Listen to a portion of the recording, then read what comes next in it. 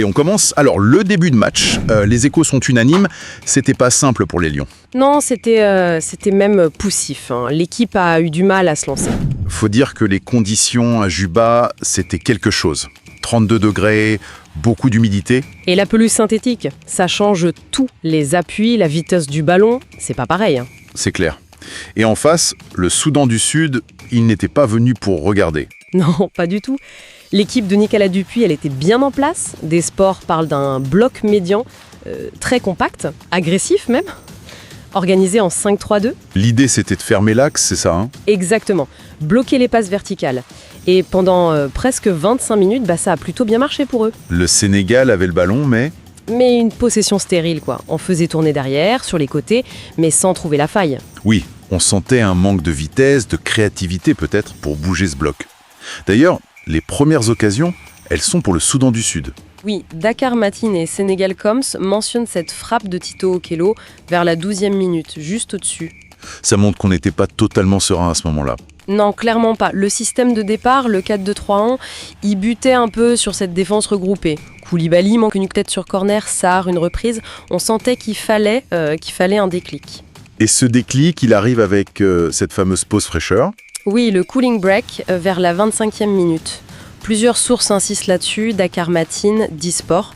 C'est vu comme le tournant tactique du match. Qu'est-ce qu'il fait, Paptia, à ce moment-là, concrètement? Il profite de cette petite pause pour réajuster son attaque. C'est assez clair dans les analyses. Il demande à Ismaïla Sarr, qui était à droite, de passer à gauche. Ah oui. Et du coup, Sadio Mané, il glisse dans l'axe, juste derrière Jackson. Et c'est Iliman Ndiaye qui prend le couloir droit. D'accord. Donc un vrai remaniement devant. C'est ça. C'est pas juste un changement de poste, c'est une autre animation. On redistribue les cartes, les zones d'influence. Et ça marche tout de suite. C'est fou. 4 minutes après, Sarr ouvre le score. Exactement, 29e minute. Ce repositionnement a libéré quelque chose, c'est net. Sport note d'ailleurs cette flexibilité de Thiaw, capable de passer d'un système à l'autre en plein match. Du 4-2-3-1 au 4-4-2, puis même au 4-3-3. C'est une belle lecture de jeu quand même. Ah oui, face au 5-3-2 adverse qui posait problème, il n'attend pas la mi-temps.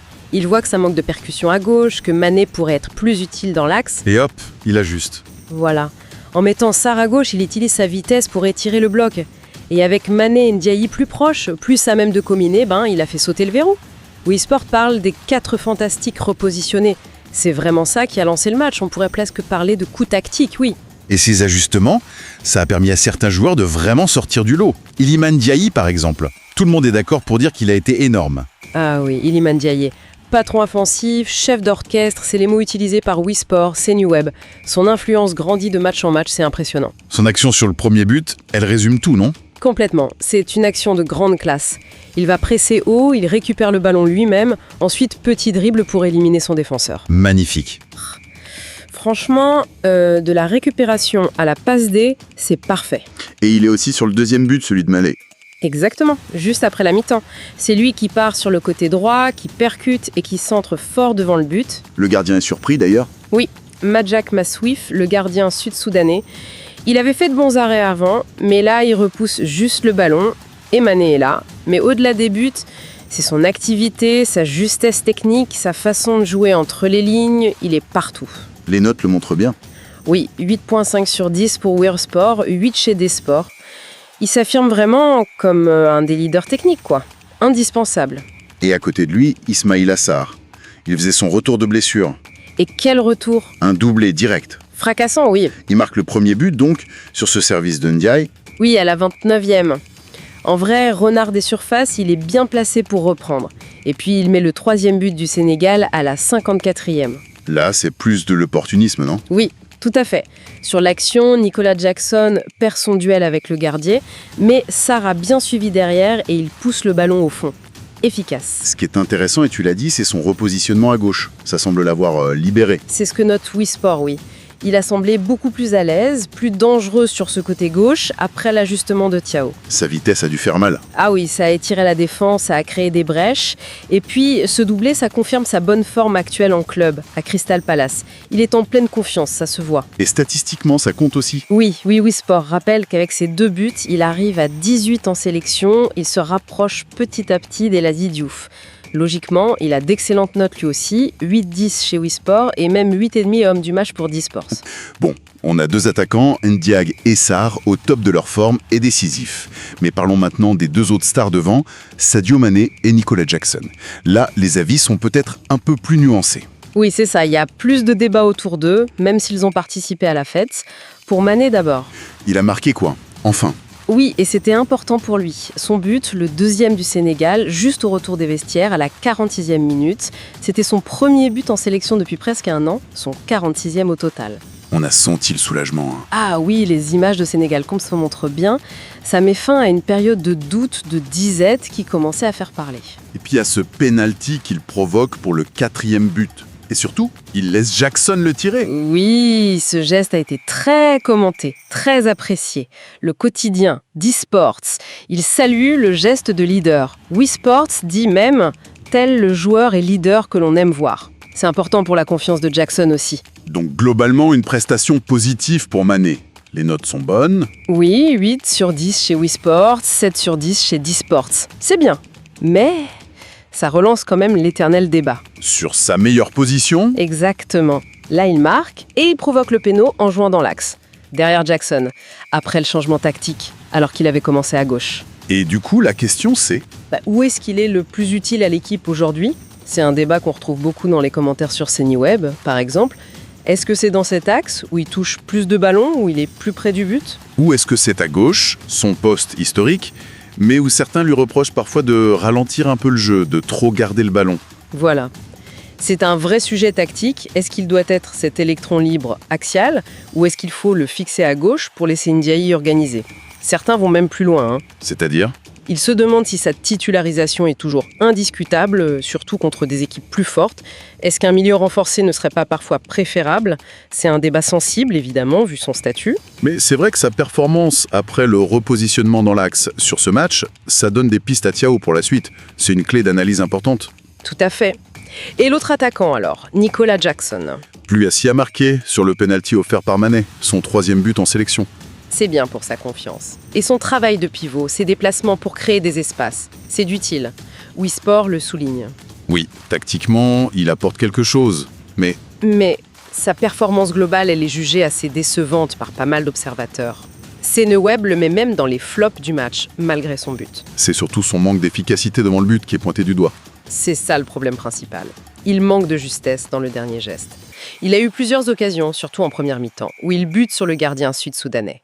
Mawif fait de bons arrêts face à lui. Et puis, il y a ce but refusé aussi. Oui, juste après la pause. Pour un hors-jeu de Sarr au départ qui gêne le gardien. C'est un peu de la malchance là. Mais les critiques sont parfois un peu dures. On parle de maladresse, de nonchalance même. Oui, D-Sports utilise ces mots. On sent une certaine frustration. Il est qualifié de malchanceux, mais aussi de maladroit. Le potentiel est là, son activité est intéressante, mais cette finition, ça pose question. Surtout pour un poste d'avant-centre titulaire chez les Lions. Voilà. Est-ce qu'il peut être ce buteur fiable sur la durée ? Le penalty marqué, c'est bien psychologiquement, mais ça ne cache pas tout le reste sur ce match. Bon, après ça, le match était plié. Le Sénégal a géré et a même ajouté un 5e but. Oui, par Chérif Ndiaye à la 75e, il venait d'entrer en jeu. Et c'est son tout premier but en sélection, un beau moment pour lui. Bien servi par Sabali, non? Oui, Cheikh Tidiane Sabali, qui était entré aussi. Dakar Matin le qualifie de joker de luxe. Il est souvent décisif en sortie de banc. Tiawa a aussi fait entrer Pathé 6, Cheikh Niasse pour sa première sélection et Ilaï Kamara. Score final 5-0. Une manita, comme dit Dakar Matin. Victoire large, nette, surtout en deuxième mi-temps. Mais le plus important, c'est la qualif. Est-ce que c'est fait?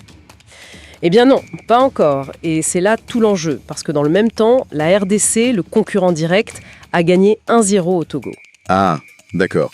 Donc au classement, Le Sénégal reste premier du groupe B avec 21 points, mais la RDC est juste derrière avec 19 points.